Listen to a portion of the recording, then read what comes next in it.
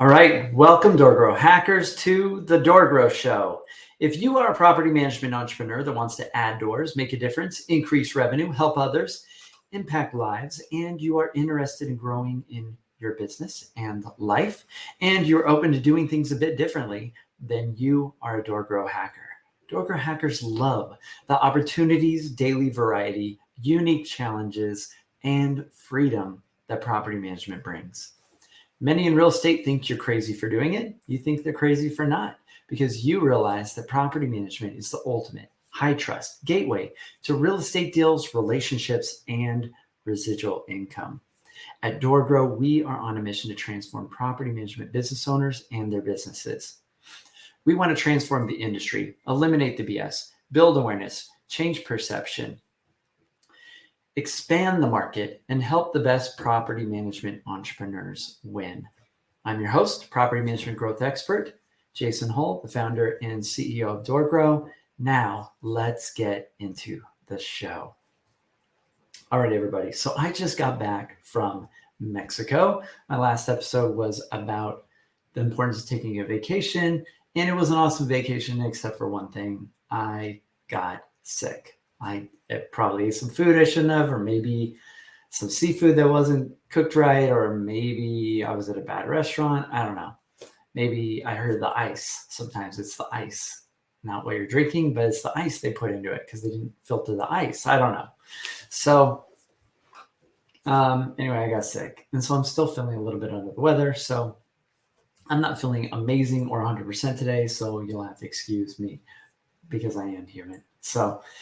But today we're getting back into talking about these different avatars that we target here at DoorGrow in property management. And so we're going to talk a little bit about today the solopreneur property management entrepreneur.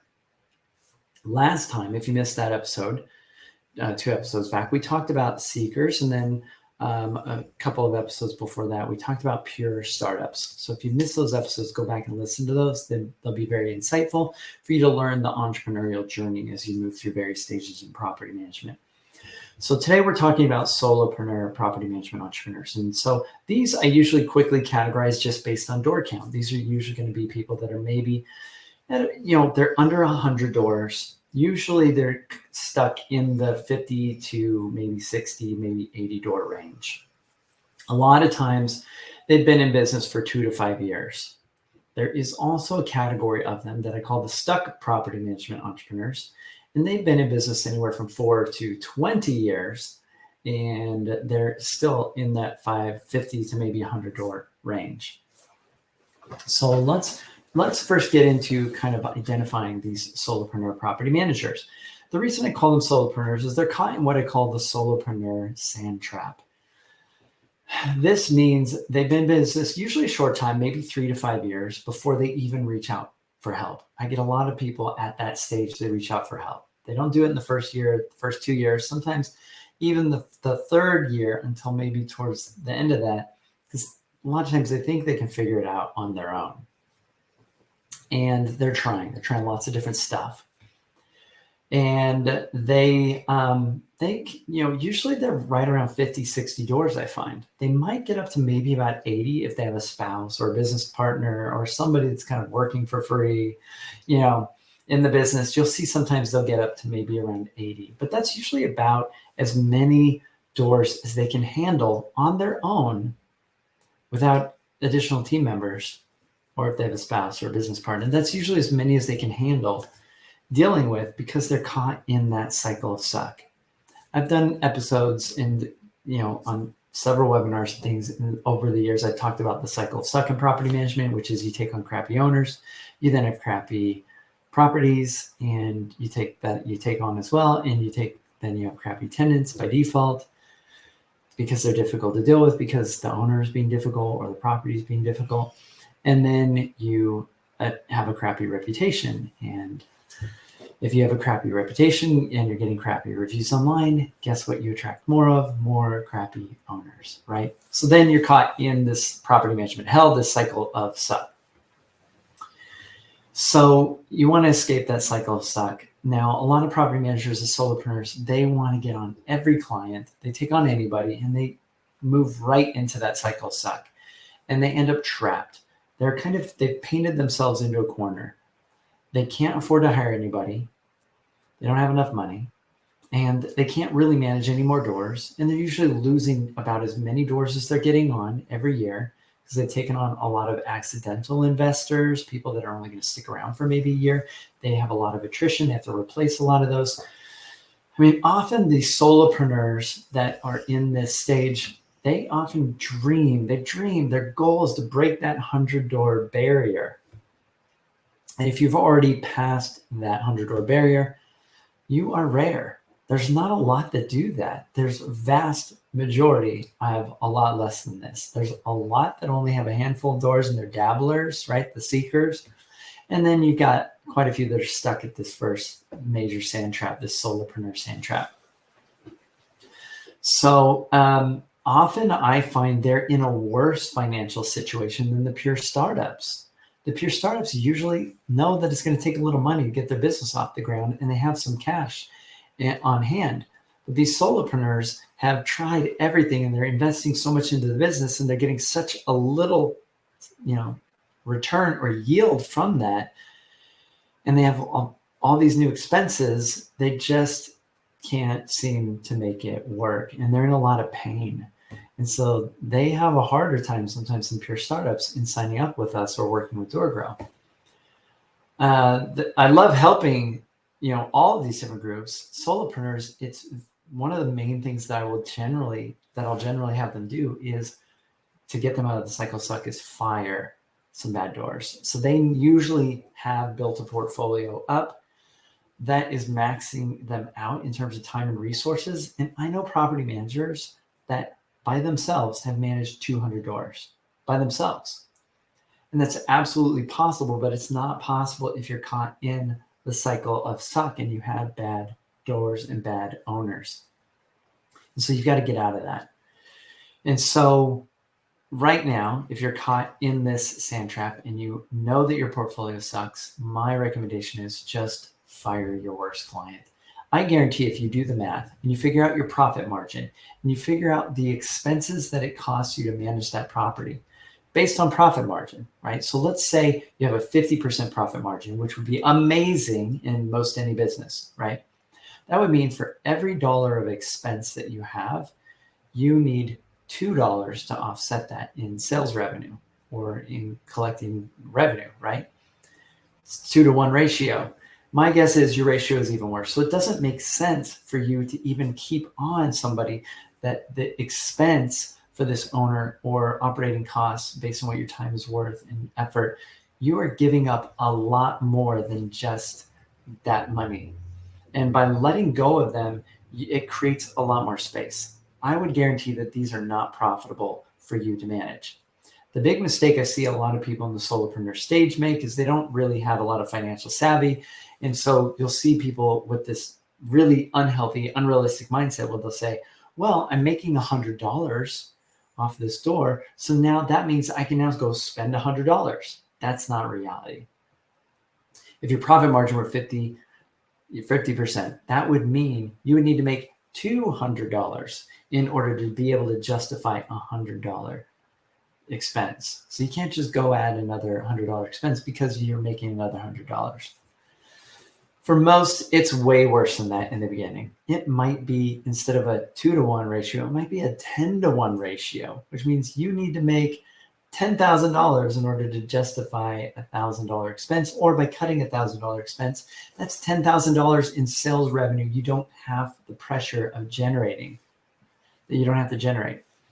So they are usually in a worse financial situation. So right now, take a look at your portfolio. And if you have any owner or property that's eating up a large portion of your time, it's not profitable. Let them go. If you dedicated that amount of time to growing your business or doing some of the strategies we teach at DoorGrow, you could easily offset that and create that space. And so you may also want to set a rule, like maybe a 3-to-1 or 5-to-1 rule, in which you give yourself permission that if you can get on 3 good doors, you will fire that bad one. Or if you get on 5 good doors, you will fire your worst one until you get this portfolio cleaned up. A clean, healthy portfolio will make you money and be profitable, and you'll have room to grow. If you don't have room to grow and you back yourself into a corner, it's because you made some tactical errors in your business. And the big tactical error a lot make is doing the wrong things. All right, so make sure you get out of that cycle of suck. So the next thing is you want to take a look at, and I can give some examples. I had one of my clients came to me, a guy named Sterling. He was at about 60 doors. He was charging too little. So this is another challenge I see is they think getting into the industry, they need to charge less. And I've talked about that on some previous episodes, but he was charging too little. On average, maybe only charging, a percentage of $500-$600 rent. So he was taking on worse properties, didn't have as much margin, and I helped him double the amount of profit in his business simply by increasing his pricing. And that also filtered out some of the worst properties. He actually pretty much doubled his gross revenue because his fees were so low, right? Like if you imagine somebody's taking, let's just throw out there a number like 10% of $500 or $600 rent, that's only $50 or $60 a door. It's not enough. It's not enough. It's certainly not enough. It doesn't give you enough space or room to grow the business or add team members, right? So in 6 months, Sterling, after working with us, in 6 months after we did some ton of sales and did his website for him and some other stuff, he was at 300 doors and he was almost charging double, right? So he was making a lot more money. Another is, we had a couple, Will and Robin, and they had built up a pretty sizable property management business, but they were focused on real estate and some other stuff, and they turned it over to a family member or somebody to run, and somehow all those doors whittled down all the way to about 60 doors. So in about a year, we got them back up to 200 doors, and they focused heavily on online reviews and some other strategies that were really effective, building out a warm outreach program and some other stuff that we did with them. But they were able to build up their business really quickly and get out of that. And they were stuck because partially caught in the cycle of suck. And one of the ways to mitigate that cycle of suck is to focus on the reputation piece, which is that fourth step in the cycle of suck. So getting things cleaned up is a really big deal for this stage because you've probably built the wrong portfolio. Now, there are a category of property managers at this stage that have been in business longer, like 4 to 20 years, like a lot longer. And what that tells me is if they're still under 100 doors and they've been doing this longer than 4 years or for a long time, and this wasn't just some side hustle, they were really trying to do this, it may have just been a side hustle, which is the case a lot of times. But the reality is usually these are people that are going to stay stuck probably forever. I don't even think I can help them in a lot of situations because they are ironically really smart and they're adaptive individuals, but they appear stupid to others simply because they cannot see how they're limiting their own growth by trying to control everything. So sometimes they are smarter than some of my other clients, and sometimes, they just are too in their head. These are seekers basically that are stuck and stagnant. Their biggest challenge is their mindset that they can do it themselves. They just believe that it makes more sense to do it themselves and save money by doing it themselves, that it prevents them from being able to make more money and to grow. So that's their biggest challenge, is that mindset. Essentially, they focus on saving money over the speed of speeding up growth and spending money to make more money. They're cheap, basically. And so they waste a lot of time and energy by seeking out stuff on YouTube and trying to read a bunch of books and trying to figure out how to do it all on their own rather than getting expert help. They sometimes have a decent amount of ego. Sometimes they're a bit more analytical and logical, and they just feel that there's so much out there that they want to do and can do if they just had more time. If I just had more time, I'd be able to solve all of these problems. And that is probably true. But it will take a decade to do what can be done in a year if you are really caught up in trying to do it all yourself. And if you really are that know-it-all that thinks, I am smart enough and I can figure this out on my own, I don't need anyone else to help me do this. So unfortunately, they can't see this potential, they look at the expense, the potential expense of getting new team members as insurmountable, unjustifiable, because they already have this discomfort of this limited profit margin. And their inability to get support and help and pay for experts really is what holds them hostage. They're now a slave to this business. So they end up trying to just do more and become more productive and get more done. But everybody has a limited capacity and they've hit their limit. And over time, they build this business full of confirmation bias that relies more and more on them and reinforces the idea that no one else could possibly do what I could do, right? They have this ego that no one else is good enough. And they view the world through this lens. So they might even try hiring a team member. They're like, they're so terrible, or they don't want to work. And they blame everybody else. And they're like, only I can do this. And they have this ego that I am so amazing. I'm the guy or the gal, and no one else can do what I can do. And so they make that true. It becomes this self-fulfilling prophecy because no savvy property manager would want to do things that way. And so they create this sort of prison for themselves, if you will. And in order to break out of that prison, it's a lot of work because they've built it up. They've built up these walls. Whether they're real or not, they built up these walls and this perception that it's insurmountable, it's difficult, and they believe it. And so to destroy those walls, they fight for it. What I've noticed on calls with them is I will say, well, you need to do this. And they're like, well, I can't do that. Like that, I don't believe you, Jason. That doesn't make sense. Or it doesn't make sense to do that. Or that's, my owners would never go for that. Or that's how they are in my market. You don't know my market. And they always fight to keep their excuses of why they suck and why they can't grow. And it's impossible. It's really, I found it really impossible to try and squeeze a new idea into their head.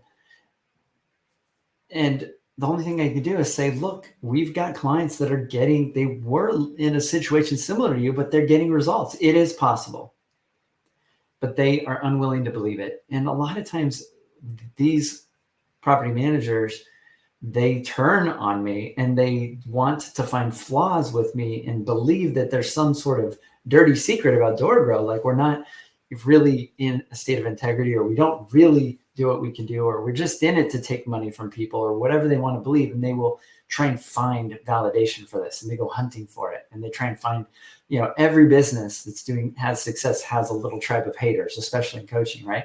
And so they go find the other haters that all are bitter and upset, that also didn't want to do the work, or didn't want to make changes, or thought they were smarter than me or anybody else, and weren't willing to do the work or make the changes. And they were fighting to keep their excuses. You can, and I sometimes will say, and I heard other coaches say, you can either be right or you can win. You can either keep your excuses or you can start getting results, but you can't have both. You have to give something up. And then if you're not willing to change your story, you're not going to be able to change your life. If you're not willing to change the story about your clients or the market or all the excuses you have for why you're not winning and see something different, you will never have a different result. So if you are at this stage, you are a solopreneur property manager, you feel like you painted yourself into a corner, reach out. If you're humble enough and open-minded enough to reach out for help, we would be glad to help and support you. We can help you figure out how to get to that next level. Hopefully you've gotten a few tips and ideas just from this call alone so that you can, get to that next level and move forward. It is absolutely possible to have the business of your dreams, to have the team of your dreams that supports you, to find people that are better at each of the things you don't enjoy doing in your business.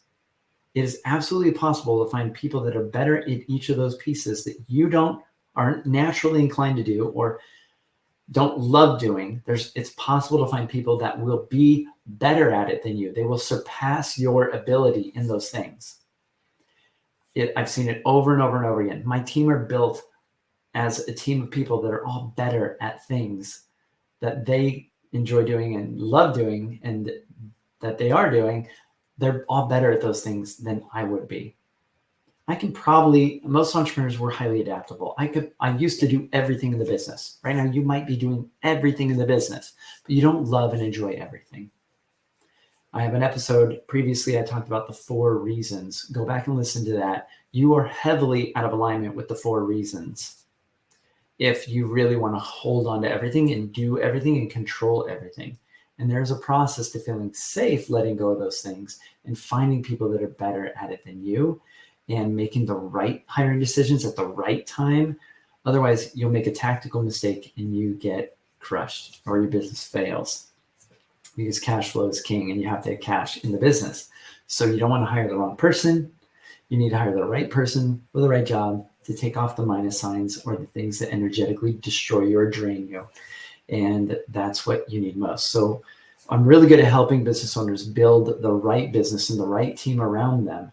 Instead, what most do, building the business that they think that, and building the team that they think the business needs instead. So and they just build a stronger and bigger prison for themselves as they gravitate up into the 200 to 400 door range, for example. So that is solopreneur property managers and stuck property managers, stuck in that early stage. So if you would like to escape that and you're open-minded enough, reach out to DoorGrow. We'd be glad to help you. You can check us out at doorgrow.com.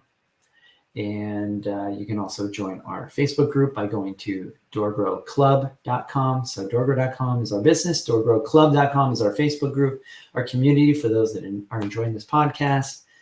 And we would be glad to start you on your journey of escaping being the solopreneur. And next time we get into one of these avatars, we're going to be talking about the transitioning property management entrepreneur that is moving speedily from 100 doors. They've broken that 100 door barrier into the 200 to 400 door sand trap, right?